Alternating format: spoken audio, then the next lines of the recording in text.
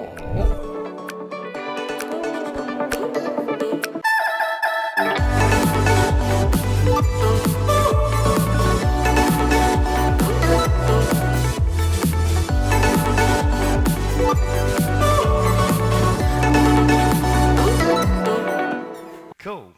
Good afternoon, everyone.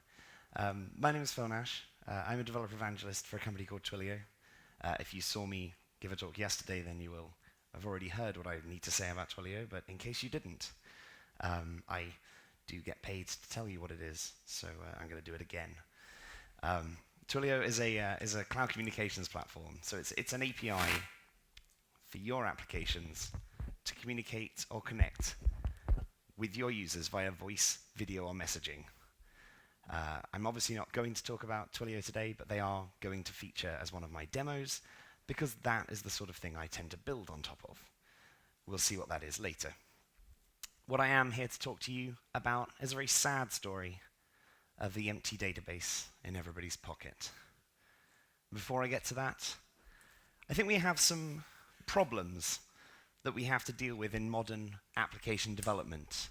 I don't mean the problems that we kind of discussed in yesterday morning's keynote of having too many libraries, too much fatigue, too many things like that. Those aren't problems. We can ignore them. You don't have to use the latest library.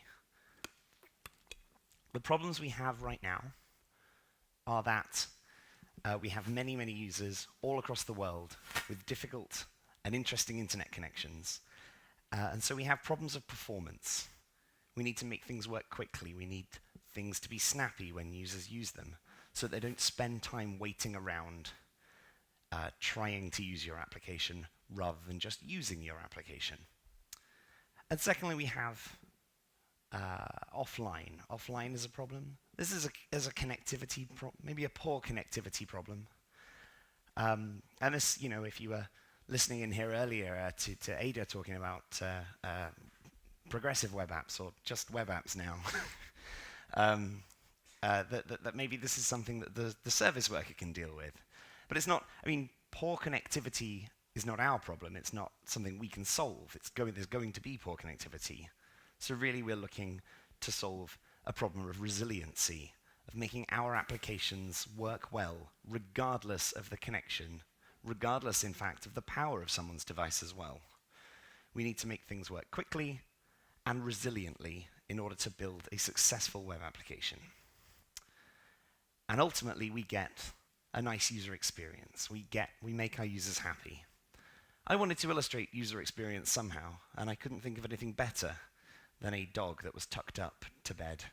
This is actually my dog, and I tucked her in, and she looked so happy, I needed to take a picture of it. And then I looked so happy with it, I needed to put it on slides and show everybody else.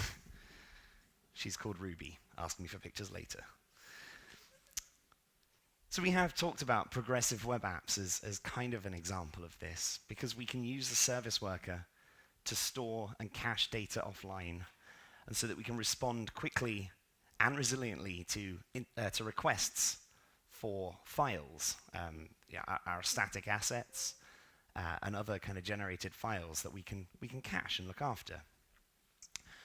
But just simply the idea of a progressive web app, a service worker that can store things in a cache, is not the end of that solution.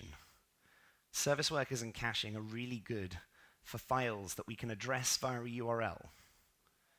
However, applications that we build tend to have much more data than that, which aren't necessarily tied to a specific page or indeed URL. And so that brings me to our empty databases, and databases that I'd like to fill up with our application data today. We have some options for storage inside our browsers. We've had them for a long time. Going back all the way to cookies, right? We can store a great deal of data in a cookie, a whole 4K, which, hey, it could be all you need. Depends on your application. Cookies are, of course, they have their problems, right? It's a string format, and you send it over the wire each time. So actually, if you were to store 4K's worth of data inside a cookie, you're just going to bloat each request that you make to your own server. So we probably understand that cookies are not a good way to store lots of data for web applications. It's great for a session cookie, session ID, that kind of thing, but not for everything. Who's used local storage in here? Local storage API? Quite a few people, right? And did you enjoy it? Is it good? Nods? Yes? Sort of? No's? Some no's? So it's a bit slow, okay. I mean, it's simple. That's cool. Really simple. The API is effectively these three methods. There's a couple of extra ones. But set, get, and remove is all you need. However, it does have its issues. 3 of them I can count. Firstly, it's a synchronous API. JavaScript's not a synchronous language, but we've got this whole putting things into a database and waiting for it to actually happen when we use the local storage API. Synchronous APIs don't work particularly well in workers, service workers or web workers. So if we were to choose to use those, then local storage API becomes entirely useless to us. It could also be argued that, again, they're too simple. It's a key value store. That value can't be anything more complicated than a string. And so if you have an object, you have to go through this JSON stringifying and JSON parsing on the other end. Awkward. And it's slow. Firstly, you are stringifying and parsing, but secondly, when you are writing to local storage, you write to the disk. And that takes a while, particularly when we're dealing with this synchronous API. So if you have a lot of writes to give, to perform, it's going to take a long time. It's going to run on the main thread, because it can't run in a worker, and it's going to slow down your interface. Bad times. What else have we got? Web SQL? Has anyone used Web SQL at all? Right, yeah? It's gone though, isn't it? Bye. Deprecated. Funny, it seemed like a good idea. Everyone liked it. Everyone implemented it. They all implemented it using SQLite as the backend. And then the W3C had to kill it, because the only way you make a recommended standard is by having 2 competing implementations of the same thing. If everybody used SQLite, there was only one implementation, and so it got deprecated. It's gone. So, IndexedDB. Who has used IndexedDB in here? And I asked this yesterday, and we got a few more people now, actually. All right, and who's a fan of IndexedDB, having used it? What? Okay, like we got 3 there. That's not too bad. I mean, it's less than half of the people that said yes. And for all of those who put their hands down, didn't agree that it's a good idea, that it's a good thing, and for those who didn't even put their hands up, I believe that probably is because IndexedDB has itself a bit of a bad reputation, and one that I'd like to have you all join with the people that kept their hands up there by the end of this talk and agree that IndexedDB is indeed the future and the browser database that we want to be using in our applications today. So what is IndexedDB? If you've not used it, you might be wondering this, because we've talked about relational databases and key value stores. So what else have we got? Well, firstly, it's an object store. This solves our JSON stringifying problem because you can store any JavaScript, or pretty much any JavaScript object, within IndexedDB. There's no need to stringify or otherwise serialize it to some kind of format. It's an object store. It's a transactional object store. This means that we have to do everything within the context of a transaction and hand that transaction off to the browser to deal with it. That leads it to being an asynchronous API, much more JavaScript-y. And so when you hand that transaction off to the browser to deal with it, sometime later it calls back to say, this has been completed. Since it's asynchronous, this does mean that we can use it within workers. So this is perfect for our progressive web app needs. Finally, just on a security point, it runs under the same origin policy, much as the rest of JavaScript.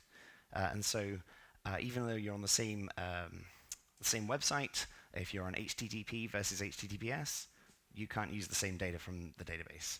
If you're on a different port number on the same domain, you cannot use the same data in IndexedDB. Keep that in mind.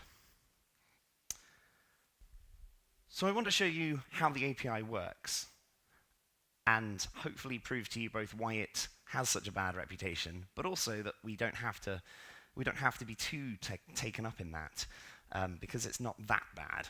We can use it. I have a demo application here for you, which you can actually join in at. It's a chat application. Don't need that. If you go to philnash.ngrok.io, you can join in this application, and it's a chat application. It's anonymous, and you can only send emojis.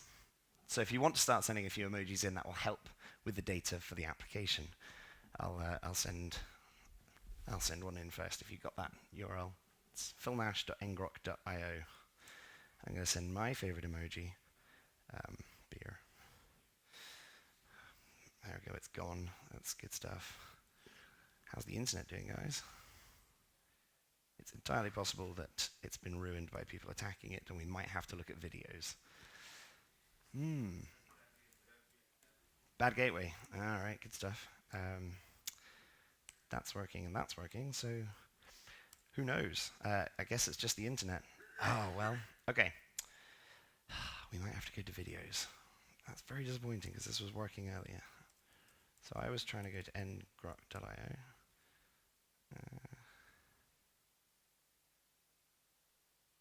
No, you're right. Okay. That is a shame. All right. Well, I'm going to show you the code I'm going to write anyway. This is that application. And here is just a couple of bits. In order to sign into this application, you need an access token. And then we kind of have this chat object that does some things, such as receives messages and adds buttons and takes buttons away. We have a method at the bottom there to render. Can you read that? It's okay. We've got a method there to render our list of messages. And so when you work with IndexedDB, we need to initialize ourselves a new database. And so I'm just going to create myself a DB object. I'm going to try and use fancy ES 2016 stuff. So that's a let because I'm going to assign it later.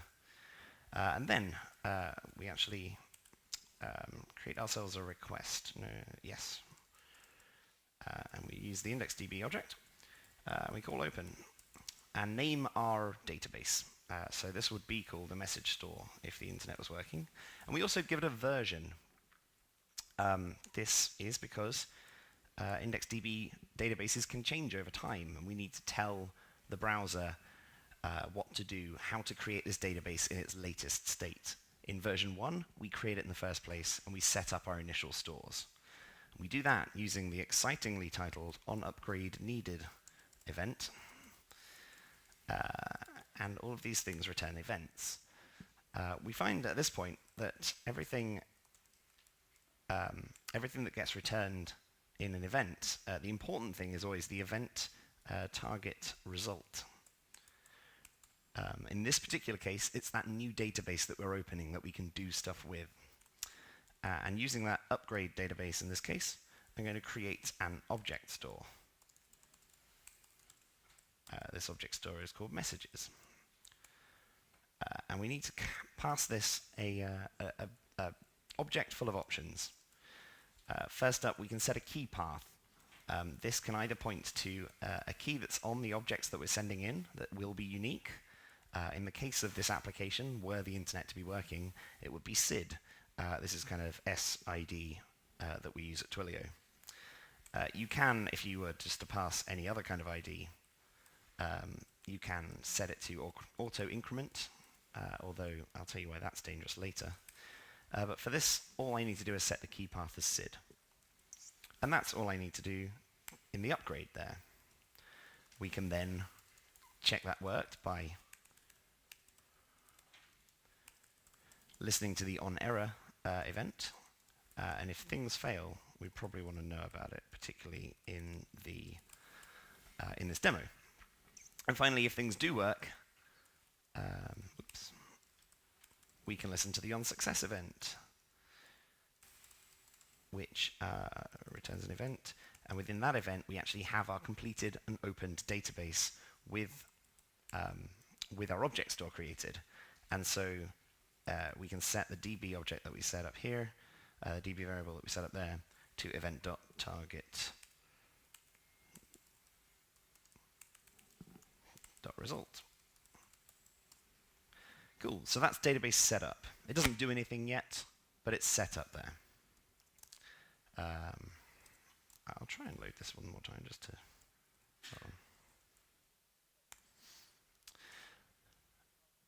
But it doesn't do anything yet. So what we need to do, in the case of this application, what I want to do is place all our messages into the database, and then on page load, before the chat finally actually connects to its WebSocket, load those messages out again of the database, so we get a snappy interface.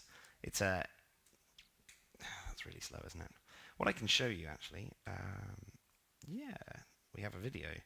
This is a video I took of loading this over a hotel Wi-Fi.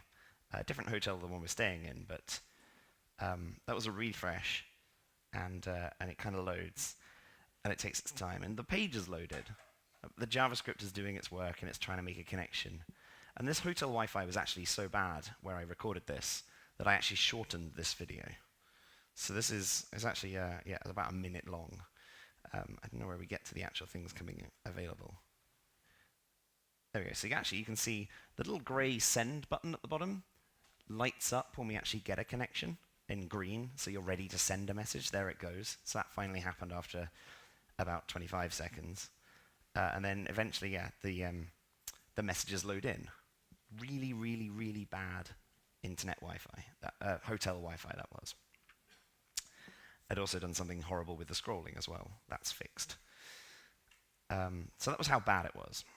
And what we wanted to do was send another message. So instead, we're going to load those messages every time we get them into the database, and then on the page load, we're going to put them into the page. So we have our database created, and now I'm going to, every time I get a message, add the message to the database. So we start by creating a transaction. This transaction is built off the database, and you tell the transaction which of the object stores you need to use. You can pass in an array of many object stores, or just a string is fine. And since I only need one of them, just a string is fine. And then you open that transaction in read-write mode, because we are writing to this database. We then create ourselves the actual object store that we want to deal with from the transaction. So there's a little repetition, as you can see, starting to creep into this already. We've asked for the messages store. We asked for it again. Now we have the object store. And finally, we create ourselves a request. And in this point, we add the object store. We use the object store to put the message in place. That's all you need, although we can then listen to the on-success and on-error functions for that, which you probably would want to do. In this case, I'm just going to log console.log that the event worked, and that I'm pretty happy about it. So that's putting a thing into the database. It's not too much, right? It's kind of 3 lines once you have that open database, plus listening for success and error events. At this point, I would probably try and show it to you, but yeah, it's not going to work, is it? That's fine. I will show you the kind of end result that we get. So instead, we'll go back to the where we initialize the database, because this is on page load. And so once we have successfully opened our database, we can actually look inside it and load our messages. And this is how we'll extract things from the database. We start with a transaction. This is the repetition that we see as part of this. We start with a transaction, but this time we open the messages in read-only mode, because we don't need to write anything this particular time. We get our object store.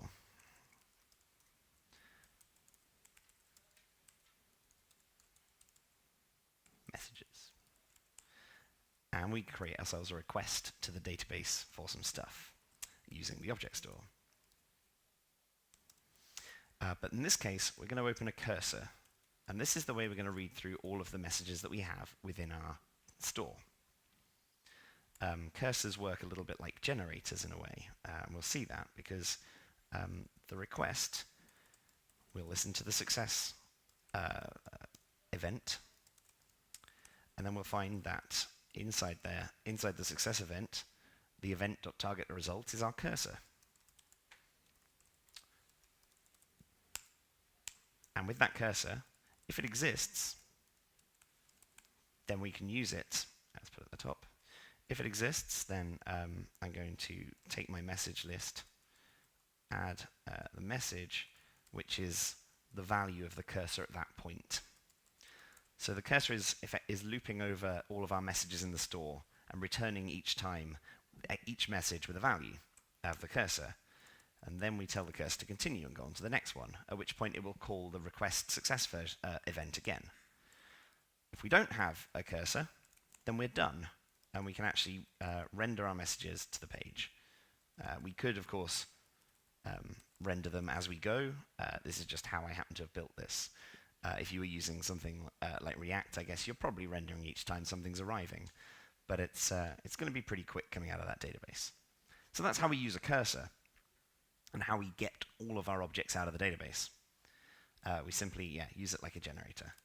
And so, it's not going to show up there, but back over here I have all the code on a video. But eventually we see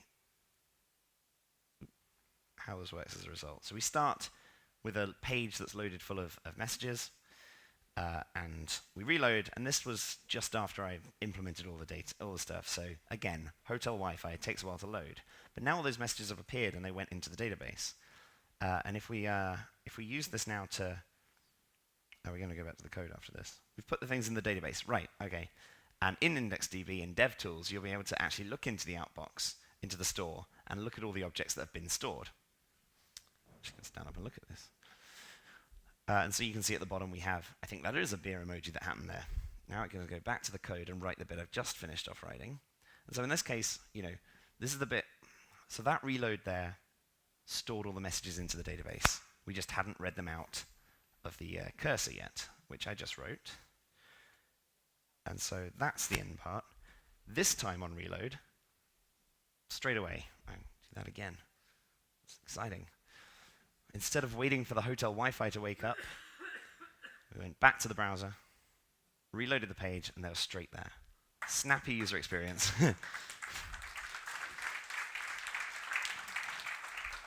And we can have a play with this later if the internet comes back to us at some point. It's also interesting, I think it points out there at the end that we get the messages in before the send button wakes up. So it's definitely before we've connected. A snappy interface, and the one that we want our users to use. Cool. There's more to IndexedDB than just putting in and getting out, of course. It's called IndexedDB, so we have indexes. This is exciting. What this does is allow you to sort and separate data. And you set it up quite similarly to creating the object store in the first place. And so in this case, when we created our message store and used the key path of a SID, we can also create an index based on date updated, which would list the messages in order of them arriving. And then when you have an index like that, you can simply take the index from the object store and then open the cursor on that index instead, listing through the messages in that order. Upgrades is an interesting one, and we saw the on upgrade needed event, and that happened the one time. But when you find that you have more stuff to put into your application, you've built something else, there's a new store that you're going to need to use, you have to update the database. And so now we start using the version of the database in order to work out where we are, where this browser that's reading this JavaScript right now, where its database is, and then it can look through and see, look at what the old version it has. And if it's less than 1, we'll do the first thing, which is create the object store in the first place. And if it's less than 2, that means we've already created this one, so we don't need to do that. We can create our new database. But of course, any browser coming to it the first time is going to do all of those things. If a browser comes to it at version 1, then it's only going to do this thing and updates itself to version 2. There are, of course, bugs in this. One of the reasons I think IndexedDB has a bad reputation is because of Safari. Thanks, Safari. Safari version 8 and 9, I believe, had a cripplingly nasty bug in IndexedDB. If you were to create two object stores completely separately from each other, and you added an item into one of those stores with an ID, and then added a different item into a different store with the same ID, your original item was lost. Just disappeared from the store. Thanks, Safari. There were workarounds to this. I think many of the libraries just used WebSQL because it was better. However, you could, rather than using auto-incrementing IDs, you would have to manage your IDs themselves. Best way to do that was probably to prefix the ID with an object with a store name or something like that. Or, as the libraries do, just use WebSQL in Safari 8 and 9. Thankfully, since version 10, Safari has fixed this bug, and we can all happily go ahead and use IndexedDB without worrying. As I mentioned there are libraries to deal with this. IndexedDB is actually quite a low-level API.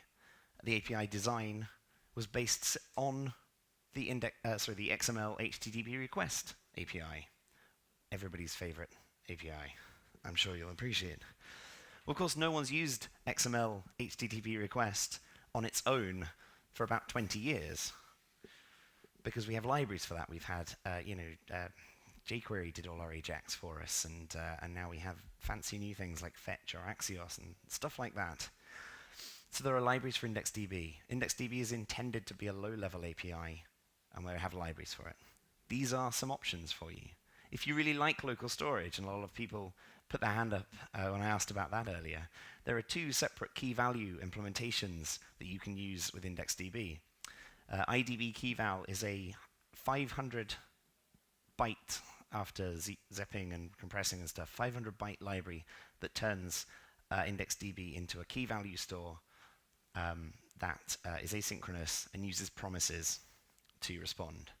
However, in those 500 bytes, it doesn't deal with any of the bugs, and it doesn't deal with any older implementations. It doesn't provide a promise library. So it needs all of those bits.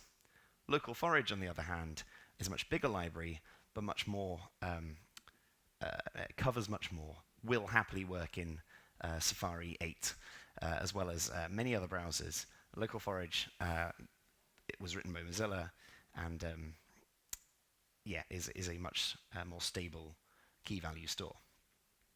IDB was written by Jake Archibald, and it is a promise wrapper for IndexedDB. I was using this yesterday in my talk about the background sync API, because it produces promises from the API, rather than the set of callbacks and things that you have to deal with. DEXY also produces promises and is a bit of a thicker wrapper that does, in fact, handle some of those bugs and workarounds. And then PouchDB is quite an incredible project that implements CouchDB within the browser, and including up to the sync protocol, allowing you to use the user's browser as part of a distributed set of databases. Kind of cool, I think. I also think IDB keyval is much smaller than LocalStorage, although deals with less bugs. And this is, I think, is also in kind of size order. So depending on your use cases, one of these libraries should fit in quite well. Actually, I learnt earlier as well about Level.js, which is an implementation of Node's LevelDB in the browser as well. So might be interesting. I've not looked at it before. Just to take a look at one of these, I think, because DEXY is quite an interesting one. It looks at the database without abstracting it too much, like Pouch does. And so this is how you set up a database in DEXY. You create a new DEXY message store, and then in version 1, you tell it what stores it has. And that's cool. It handles all the callbacks and things for you. And then if you want a new version, you could just call DEXY.version2 and add the stores and things like that. And then it actually has quite a nice API for querying the database. So if you can see here, firstly, you can open the database and use promises. And then you can look at where the ID is equal to this key. Then we get a message, that kind of thing. So DEXY does make it a lot easier to work with the API. It's certainly one of the things I recommend. It was the first library I tried to use IndexedDB with, and it was quite a joy. So that is where we've got to we have this empty database that not enough people are using. We had, I think, 7 hands up for people using. This database has the ability for us to store data in it, load stuff quickly, and enhance a user's experience of our websites. It builds on performance, as we could see, sadly in my video version of it rather than in your devices that could have been in your hands. That performance or perceived performance of the website can improve by loading data straight from the database. And it becomes more resilient as well. Even if the chat never connects, you can still read the old messages. And sometimes that's all you want to do, particularly if you know you don't have connectivity and you're not going to get the latest ones. So let's go out there, let's fill those databases up, let's improve the user experience for our users. Thank you very much.